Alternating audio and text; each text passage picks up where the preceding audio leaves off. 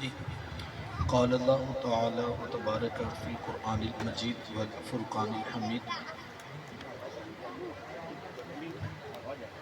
لقد كان لكم في رسول الله أسوة حسنة صدق الله العظيم اللهم صل على سيدنا ومولانا محمد وعلى آل سيدنا ومولانا محمد وبارک وسلم۔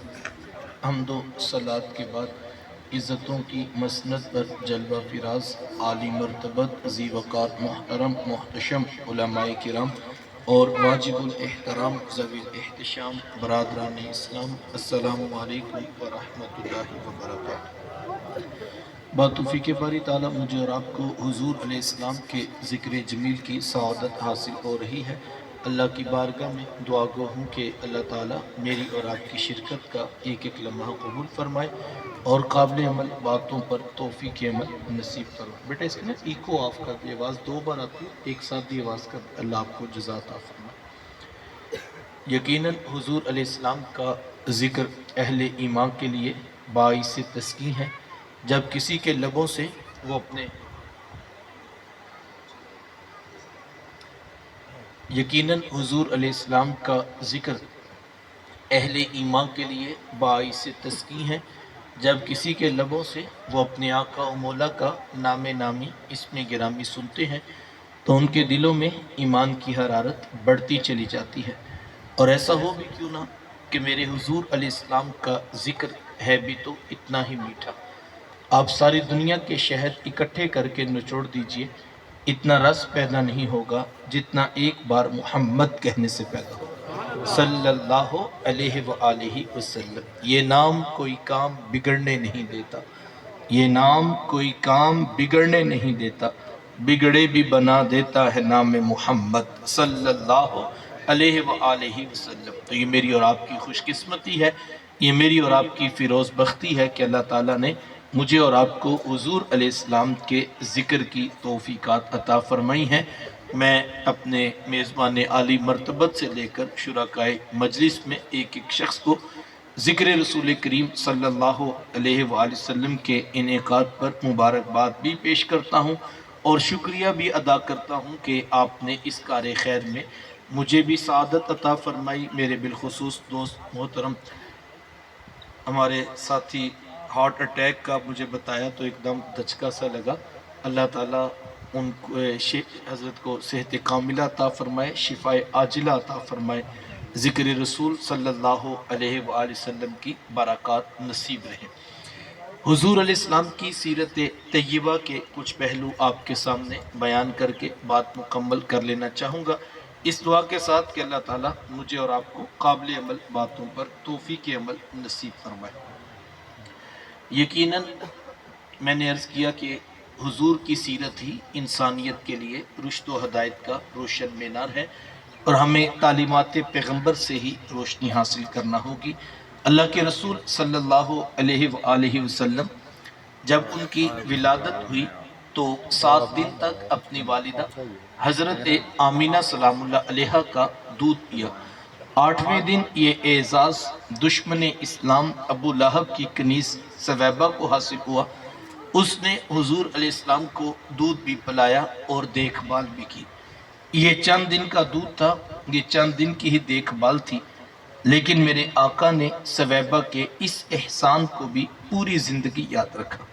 مکے میں تھے تو میری ماں کہہ کے پکارا کرتے، مدنی دور آیا تو یہاں مدینے سے ان کے لیے کپڑے بھی بھجوایا کرتے اور رقم کا بھی بندوبست کیا کرتے۔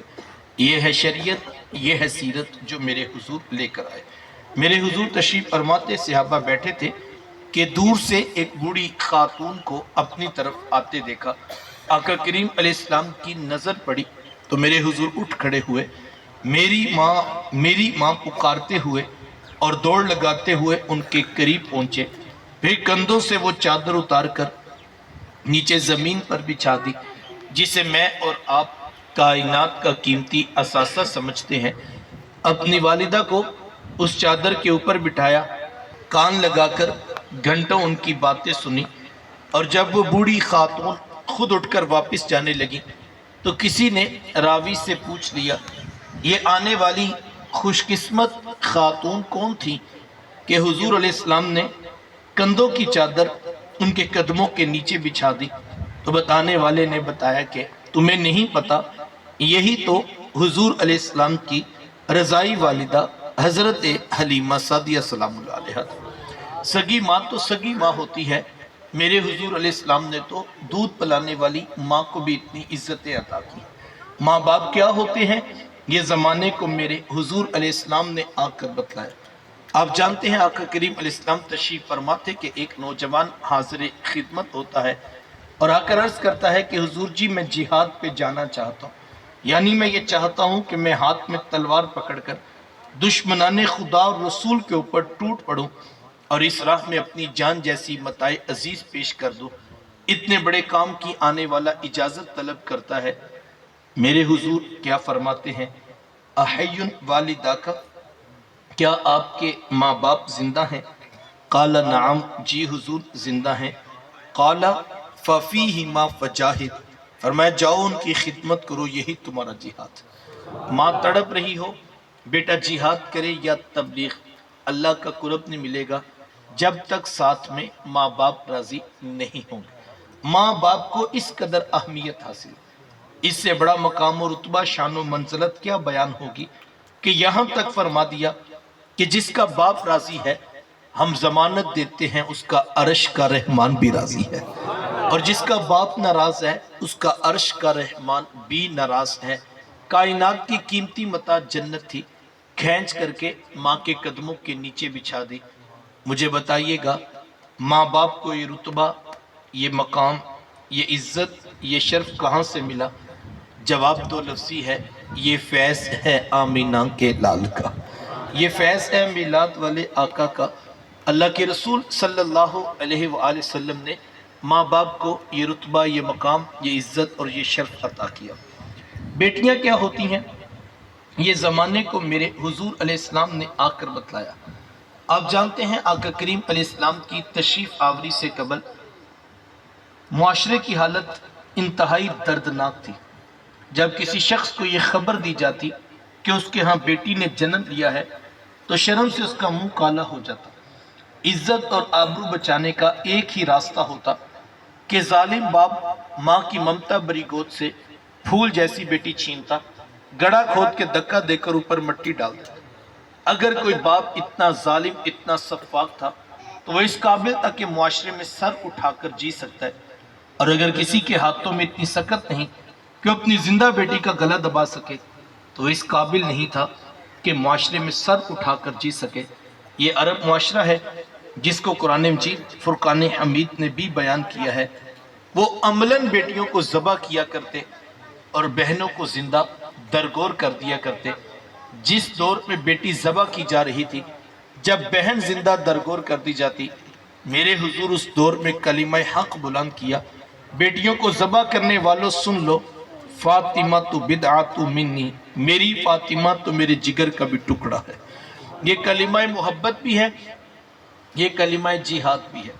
دیکھیں آج میں یا آپ اپنی بیٹی یا بہن کے لیے کوئی پیار بری بات کہیں تو یہ بہت بڑی بات نہیں ہے۔ آج اس معاشرے میں بیٹی کی عزت ہے، آج اس معاشرے میں بہن کا وقار ہے۔ یوں ہی تو نہیں بوڑھا باپ اپنی جھکی ہوئی کمر پہ بوریاں لاد لاد کے مزدوری کر رہا ہے کہ میں نے اپنی بیٹی کو عزت کے ساتھ رخصت کرنا ہے۔ جوان سال بھائی فیکٹری میں اوور ٹائم لگا رہے ہیں کہ ہم نے بہنوں کو عزت کے ساتھ بیانا ہے۔ یار یہ باپ تو ذبح کرتا تھا، یہ بھائی تو زندہ درگور کر دیتا تھا۔ مجھے بتائیے ان کے سینوں میں یوں کوٹ کوٹ کر پیار کس نے بھر دیا؟ جواب ایک ہی ملے گا، یہ فیض ہے آمینہ کے لال کا، سبحان اللہ۔ یہ فیض ہے میلاد والے آقا کا، جنہوں نے کٹتی بیٹیوں کو عزت اور زندگی کی بہاریں عطا فرمائیں۔ آقا کریم علیہ السلام ایک دن گھر تشریف لائے تو ام المومنین حضرت سیدہ عائشہ صدیقہ رضی اللہ تعالی عنہ عرض کرتی ہیں کہ حضور آج بڑا عجیب واقعہ ہوا۔ حضور میں عائشہ آج کیا ہوا؟ عرض کی حضور ایک حبشیہ نیاد عورت آئی اور اس نے دروازے پر آ کر صدا لگائی۔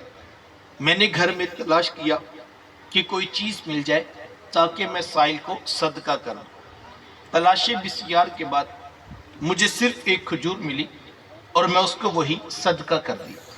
حضور اس نے اس کھجور کے 2 ٹکڑے کیے، ایک دائیں جانب والی بیٹی کو کھلا دیا اور ایک بائیں جانب والی بیٹی کو کھلا دیا۔ حضور جی ماں خود بھی بھوکی تھی، اس کا اپنا پیٹ بھی کمر سے لگا ہوا تھا، لیکن اس نے خود کچھ نہ کھایا اور سب کچھ اپنی بیٹیوں کو کھلا دیا۔ یہ کہتے کہتے ام المومنین آپ دیدہ ہو گئی، آنکھوں میں آنسو آ گئے۔ تو حضور فرمایا کہ سنو عائشہ، اگر کل قیامت کے دن ان بچیوں کی ماں کو جہنم میں جانے کا حکم ہو گیا تو یہی بیٹیاں درمیان میں آڑ بن کے کھڑی ہو جائیں گی کہ مالک ہم تو اپنی ماں کو جہنم میں نہیں جانے دیں گی، اللہ ان بچیوں کی سفارش قبول کر کے ان کی ماں کو جنت عطا کرے گا۔ کہاں بیٹیاں باعث شرم و ننگوار سمجھی جاتی تھی، کہاں بیٹیاں ہی دخول جنت کا سبب قرار پائیں۔ خود فرمایا جس کو اللہ نے 2 بیٹیاں یا 2 بہنیں عطا کی، پھر اس نے ان کی پرورش کی، ان کی تربیت کی، یہاں تک کہ ان کا نکاح کر دیا اور پھر پیچھے سے بھی اس نے خیر خبر رکھی۔ میرے حضور فرماتے ہیں اتنا خوش قسمت شخص ہے کل قیامت کے دن میرے اتنے قریب ہوگا جتنی یہ 2 انگلیاں آپس میں قریب ہیں۔ یہ اعزاز، یہ تکریم کس کو ملے گی؟ جس نے بیٹیوں سے وفا کی ہوگی۔ بہنیں کیا ہوتی ہیں یہ زمانے کو میرے حضور علیہ السلام نے آ کر بتلایا۔ آپ جانتے ہیں آقا کریم علیہ السلام کی نہ کوئی سگی بہن تھی اور نہ کوئی سگا بھائی۔ میرے حضور در یتیم ہیں، لیکن جب رضاعت کا شرف عطا کرتے ہوئے میرے حضور حضرت حلیمہ سعدیہ سلام اللہ علیہا کے ہاں تشریف لے گئے تو آپ جانتے ہیں کہ ان کی ایک بیٹی تھی جن کا نام شیمہ یا شیمہ بتایا جاتا ہے۔ وہ رشتے میں حضور علیہ السلام کی رضائی بہن لگتی تھی۔ قبیلہ بنو سعد کے رواج کے مطابق شام کو جب مائیں کھانا پکانے لگتی تو بہنیں اپنے بھائی گود میں اٹھا کر باہر کھلے میدان میں لے آتی۔ ہر بہن کی گود میں اس کا بھائی ہوتا اور وہ اپنے بھائی کے حسن کے قصیدے پڑھ رہی ہوتی۔ اگر کسی کے بھائی کا رنگ کالا ہوتا تو وہ کہتی رنگ کالا ہے تو کیا ہوا، میرے بھائی کے نقوش دیکھیے کتنے خوبصورت ہے، اس کی اٹھی ہوئی ناک، اس کی جھیل جیسی خوبصورت آنکھیں تو دیکھو کتنی پیاری ہے۔ تو وہ نقوش کو معیار حسن قرار دیتی۔ اور اگر کسی کے بھائی کا رنگ گورا چٹا ہوتا تو وہ کہتی رنگ نہیں تو کچھ نہیں، حسن تو ہوتے ہی سارا رنگت میں ہے، میرے بھائی کا رنگ دیکھو کتنا خوبصورت ہے۔ تو یہ بحث مباحثہ چل رہا ہوتا اور کوئی بہن بھی ہار ماننے کو تیار نہ ہوتی۔ اتنے میں ایک سمت سے حضرت شیمہ اپنا ویر محمد اٹھا کے لے آتی اور کہتی ذرا میرے ویر کا مقابلہ بھی تو کرو نا۔ تو وہ کہتی نہیں نہیں شیمہ تیرے ویر کا مقابلہ تو نہیں نا، تیرا تو ساروں کا ہی سردار لگتا ہے۔ کتب میں آتا حضرت شیمہ کا سر فخر سے بلند ہو جاتا اور وہ حضور علیہ السلام کو سینے سے چمٹا لیتی اور دعا دیتی ربنا اب کلنا محمد، انشاءاللہ میرے ویر محمد کو نظر نہ لگے۔ آج میں دیکھ رہی ہوں بچوں کا سردار ہے، کل اپنی آنکھوں سے دیکھو جوانوں کا بھی سردار بنے۔ زندگی کے لیل و نہار گزرتے گئے، حضرت شیمہ کی شادی ہوگی۔ مدنی دور کی کہانی ہے اور اتفاق یہ ہوا کہ جس قبیلے میں حضرت شیمہ کی شادی ہوئی تھی حضور علیہ السلام کے صحابہ کی لڑائی اور جنگ اسی قبیلے کے ساتھ ہوئی۔ ان کے کچھ بندے قتل کر دیے اور کچھ کو قیدی بنا کر صحابہ اپنے ساتھ لے آئے۔ عرب کے رواج کے مطابق قیدیوں کو چھڑانے کے لیے قوم کے سردار فدیہ اور فنڈ اکٹھا کرنے نکلے، ہر دروازے پر دستک دیتے اور فنڈ مانگتے۔ چلتے چلتے حضرت شیمہ کے دروازے پر بھی پہنچ گئے، دستک دی تو پوچھا کون؟ کہا قبیلے کے سردار ہیں، فنڈ اکٹھا کر رہے ہیں، تم بھی اپنا حصہ ڈالو۔ پوچھا یہ فنڈ کس لیے اکٹھا ہو رہا ہے، یہ رقم کی جمع کی جا رہی ہے؟ تو کہا کہ مدینے میں ایک شخص ہے ادعائے نبوت رکھتا ہے، اس نے ہمارے لوگ پکڑ لیے ہیں اور ہم نے اپنے قیدی چھڑانے۔ تو پوچھا کہ ان کا نام کیا ہے؟ کسی کی زبان سے بے ساختہ نکلا محمد صلی اللہ علیہ وآلہ وسلم۔ ایک عرصے کے بعد حضور علیہ السلام کا نام سنا تھا، آنکھوں میں آنسو آ گئے۔ کہا انہوں نے تمہارے بندے پکڑے ہیں؟ کہا ہاں انہوں نے ہمارے لوگ پکڑے۔ کہا پھر فنڈ اکٹھا کرنا چھوڑو، صرف مجھے ساتھ لے چلو۔ کہا تم کیا کرو گی؟ کہا تمہارے قیدی چھڑا کے لاؤں۔ کہا تم ان کو جانتی ہو؟ کہا ہاں ہاں تمہیں نہیں پتا، وہ میرے بچپن کے ویر اور بھائی لگتے ہیں۔ میں تمہاری قیدی چھڑا کے دکھاؤں۔ حضرت شیما قبیلے کے سرداروں کو ساتھ لیا اور حضور علیہ السلام کے خیمہ نوری کی طرف سفر شروع کیا۔ یہ وہ وقت تھا جب ادب کی آیات نازل ہو چکی تھی۔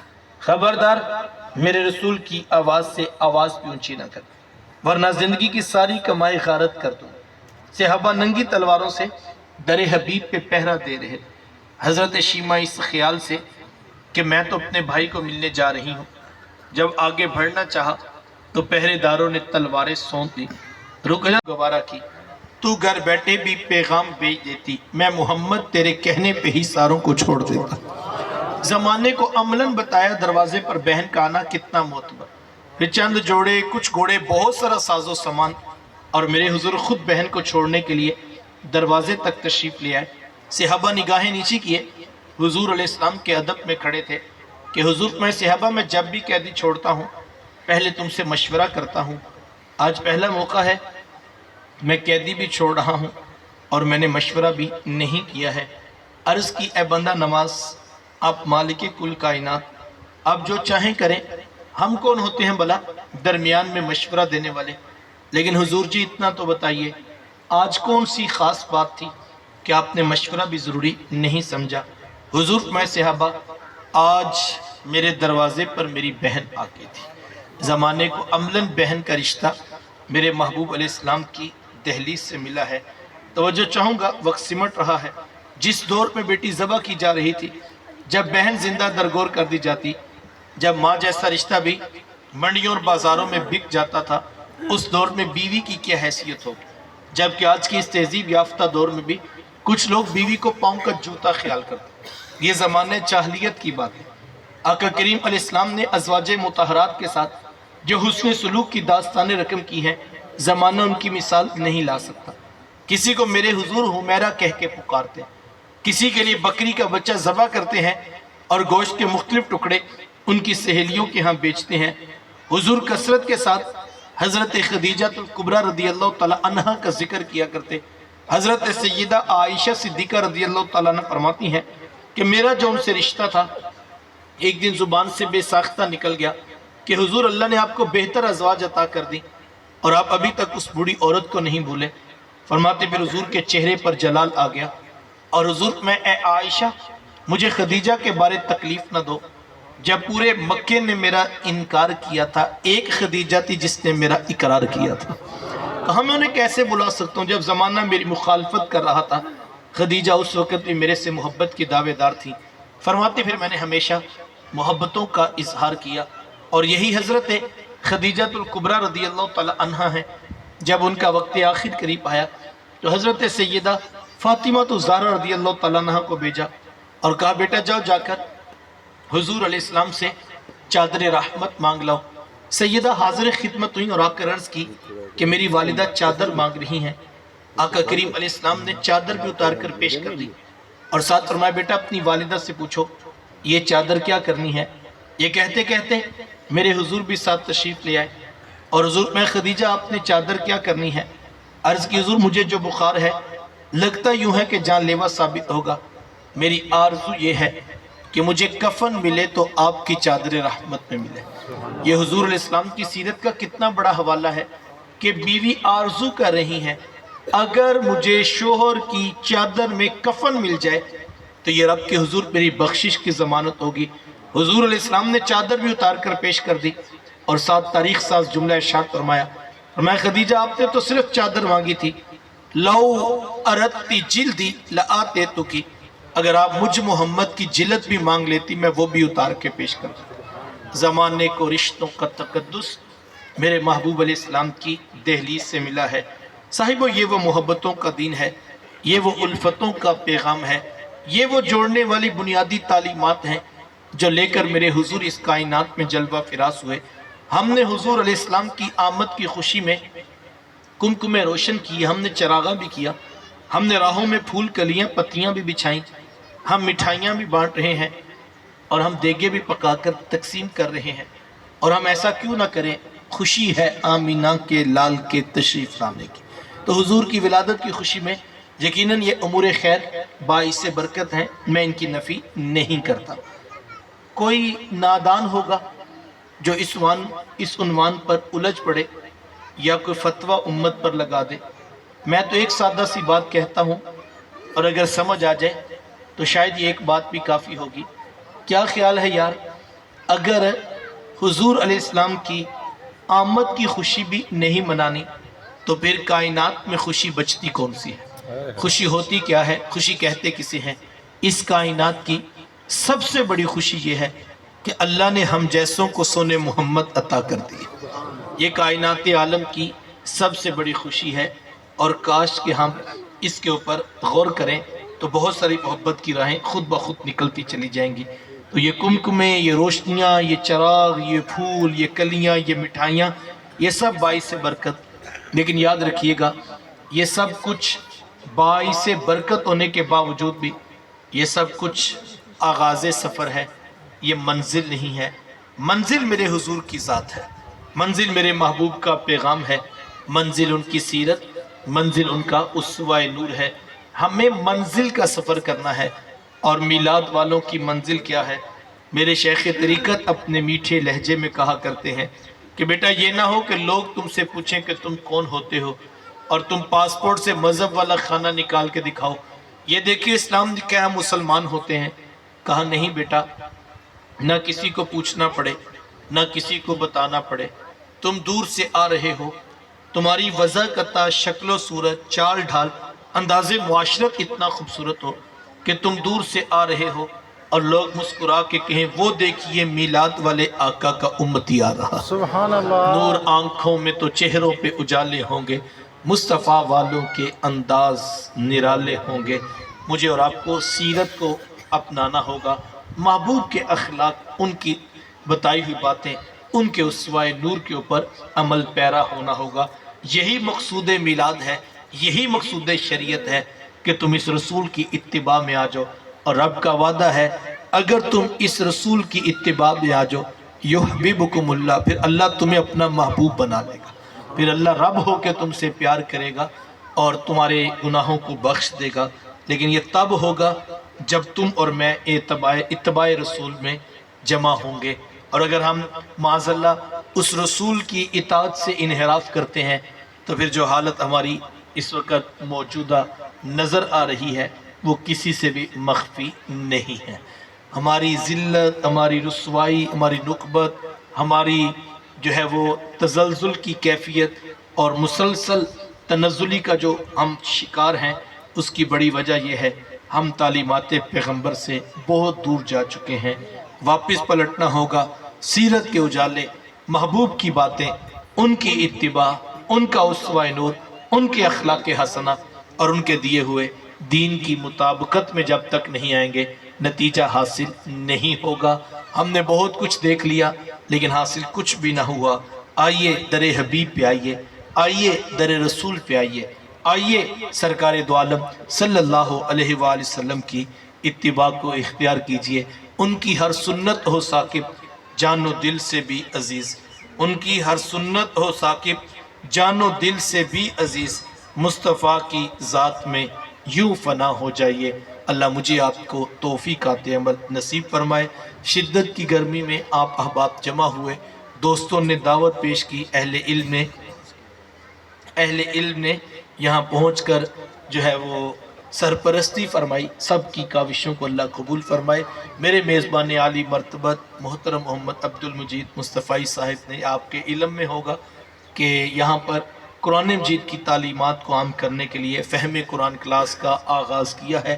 میں آپ سب کو دعوت دیتا ہوں، یہ سالانہ جلسہ یقیناً باعث برکت ہے، اور محبوب کے ذکر میں ان کی یاد میں تو ایک لمحہ بھی گزرے تو وہ خیر اور برکت کا سبب ہوتا ہے۔ تو سالانہ جلسہ بھی ہوتا رہے، لیکن ماہانہ، ہفتہ وار، بلکہ دن کوئی ایسا نہیں گزرنا چاہیے جس میں ہم نے محبوب کی کتاب کو سیکھا نہ ہو۔ محبوب سے عشق یہی ہے کہ محبوب کی کتاب آتی ہو۔ میں نے رات میں کسی نشست میں کہا تھا کہ یار وہ کیسا عاشق ہے جس کو محبوب کی کتاب ہی نہیں پڑھنی آتی۔ تو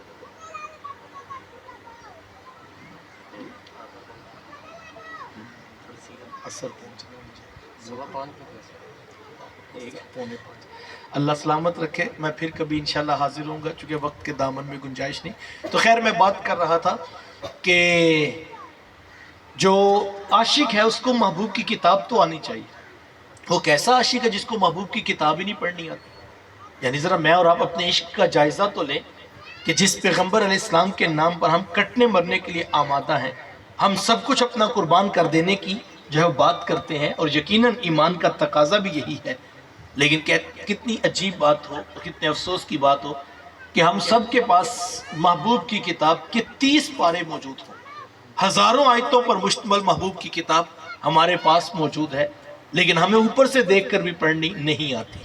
تو کتنے افسوس کی بات ہوگی. میں کہتا ہوں کہ اکثر لوگ کہتے ہیں جناب ہمارے حضرت نے فلاں کلام لکھا ہے، ذرا وہ پڑھ کر سنا دیجئے. کوئی اپنا تنظیمی منشور پیش کرتا ہے، جناب ذرا اس پہ بھی نظر ثانی کیجئے گا. اور کوئی جو ہے وہ اپنے بزرگوں کی کتاب پکڑاتا ہے کہ جناب یہ میرے حضرت کی لکھی ہوئی کتاب ہے، یہ تصوف کے عنوان پر ہے، یہ اخلاق کے عنوان پر میرے بزرگوں کی تحقیق ہے.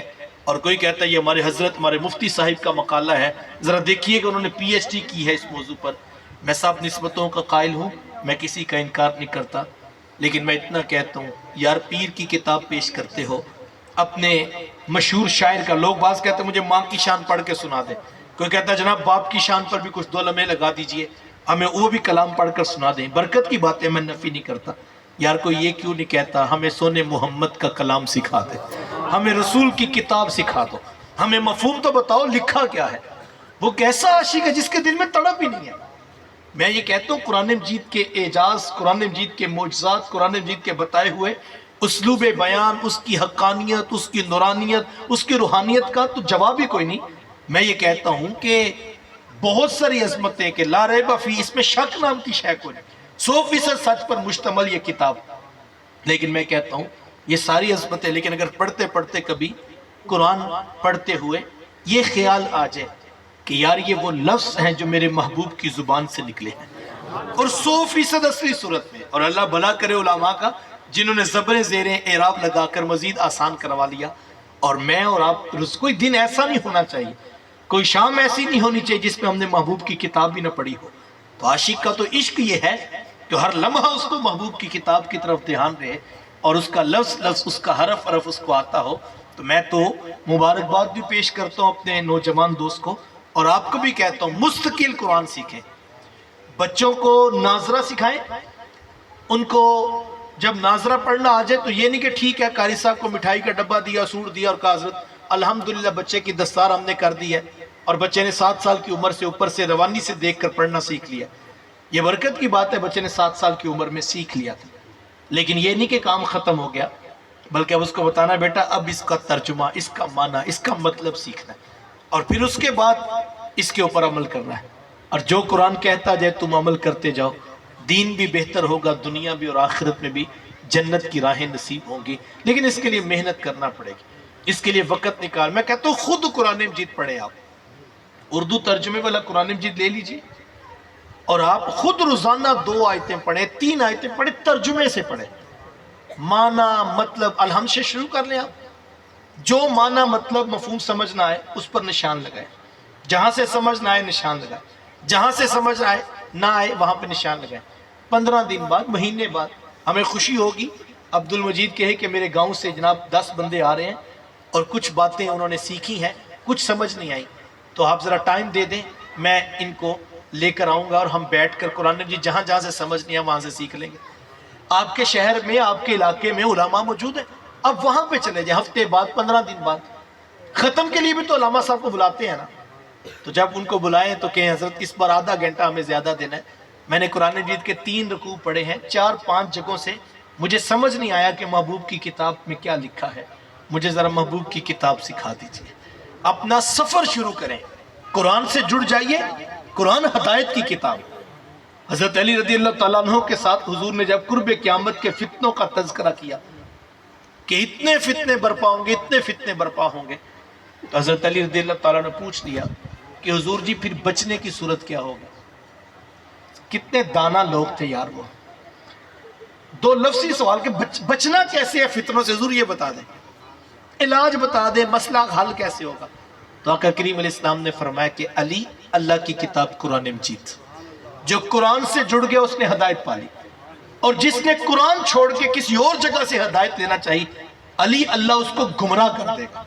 تو مجھے اور آپ کو ہدایت کے لیے ضروری ہے قرآن مجید سے رشتہ جوڑیے، قرآن اور صاحب قرآن کی تعلیمات سے اپنے آپ کو مزین و منور کر لیجئے۔ اللہ مجھے آپ کو توفیقات عمل نصیب فرمائے۔ وآخر دعوایا ان الحمدللہ رب العالمین۔